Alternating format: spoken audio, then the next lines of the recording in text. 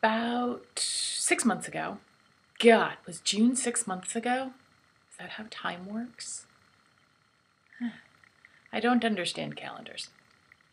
But about 6 months ago, I wrote an ebook called 24 Ways to Be Less Crazy because I, in my life, have historically been very crazy, slightly alarmingly so. And, at some point you start developing tools to deal with the crazy because you don't enjoy being crazy, because crazy isn't a lot of fun for you or for anyone.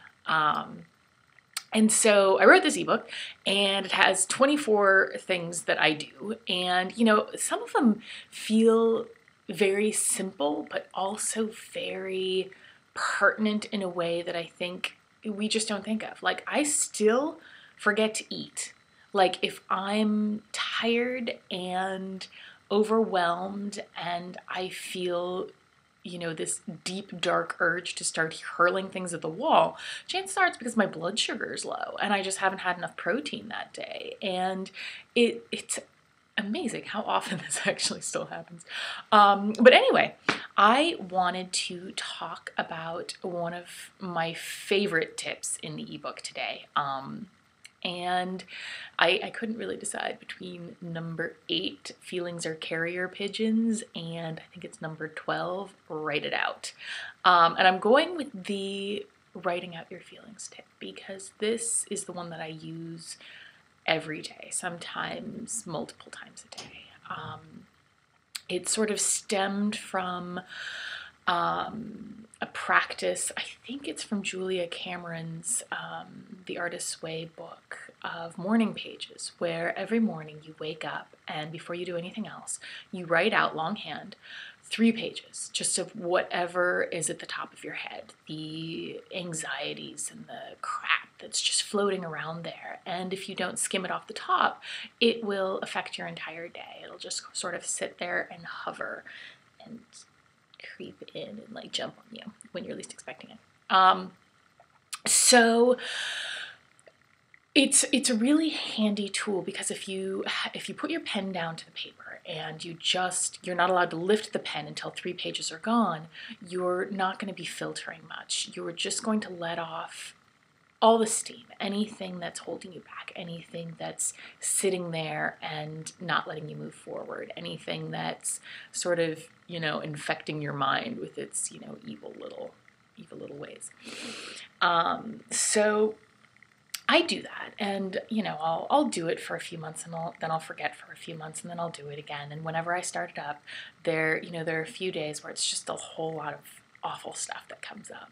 But then eventually you kind of clear through that and you start finding things that are useful. Your brain will start spitting up things, things that you can do that will help you move forward. And it will start guiding you in a way that sometimes you don't hear if you aren't just letting your brain run free.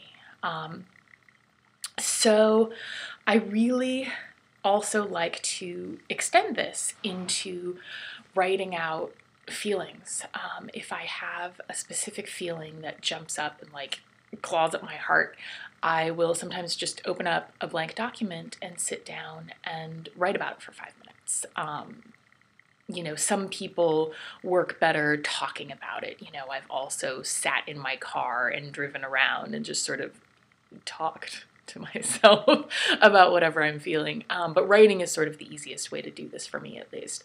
And if I have an emotion, I will, if it's, say, anger, I'll sit down and I'll just, write out every single thought I have in my brain about that anger. I'll just burn through that emotion so that it can't negatively impact my life anymore.